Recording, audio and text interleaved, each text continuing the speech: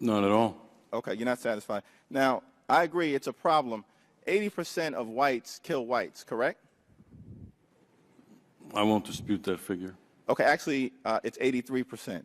Now, is white-on-white violence a problem in America that we should also have a robust discussion about? Violence in America, I'm sorry, Mr. Chair, Congressman, violence in America in general is problematic. But if you look at the rates, that's where it starts coming a little more into balance in terms of the data I've seen, and I've looked at a lot of it. The white-on-white crime does happen, 80% figure you put out there, but when you look at the rates of it, these two are not even close. Right, the rates are roughly equivalent in terms of the context of people who live next to each other, and because of housing segregation patterns or just where people tend to live in America, ethnic violence tends to occur, racial violence within the same group. And so elevating it beyond that fact, I think, is irresponsible. We all want to deal with the black-on-black violence problem. Now, it was mentioned that there's a cooperation issue in the black-on-black violence context.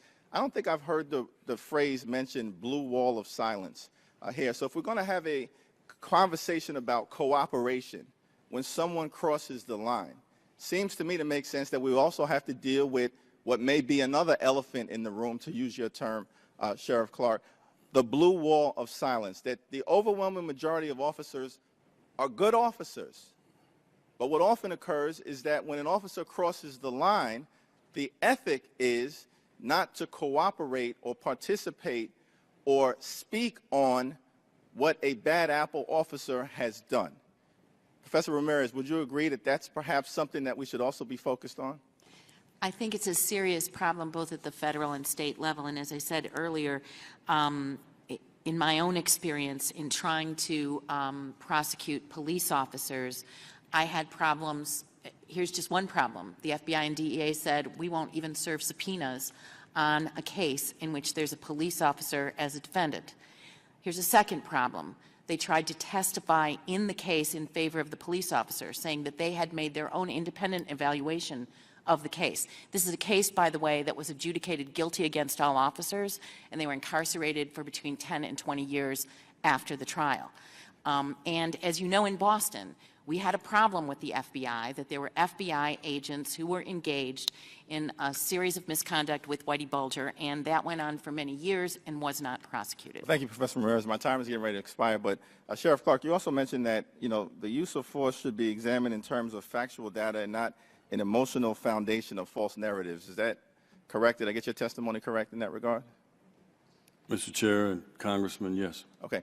Now, was the reaction to the Eric Garner case, who was choked to death using a procedure that had been banned by the NYPD for more than 20 years, wasn't resisting arrest, said, "I can't breathe" 11 times on 11 different occasions.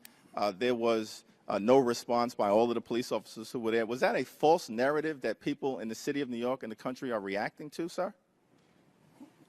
Mr. Chair, Congressman, first of all, he wasn't choked to death, not from the report that I had seen out of the grand jury testimony, and even from the medical examiner's report. He wasn't choked to death. The medical examiner ruled the death a homicide by asphyxiation.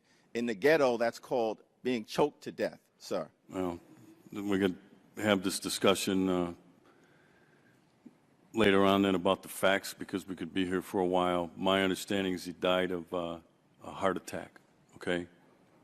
So, but anyway, you said that he wasn't resisting arrest. He was resisting arrest. He was told that he was under arrest and put his hands behind his back, and he wouldn't do so.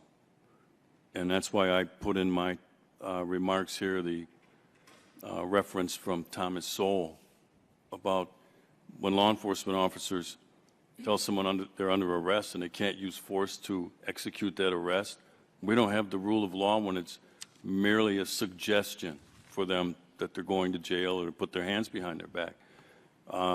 Those are behaviors, like in the instance of Mike Brown in Ferguson, Missouri, where some different choices by the individual could have helped the situation.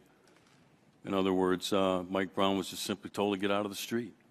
Sir, my time has expired, but, you know, for you to come here and testify essentially that Eric Garner is responsible for his own death when he was targeted by police officers for allegedly selling loose cigarettes, which is an administrative violation for which he got the death penalty for, is outrageous. And if we are going to have a responsible conversation, we've got to be able to at least agree on a common set of reasonable facts that all Americans can interpret, particularly in this instance because they caught the whole thing on videotape.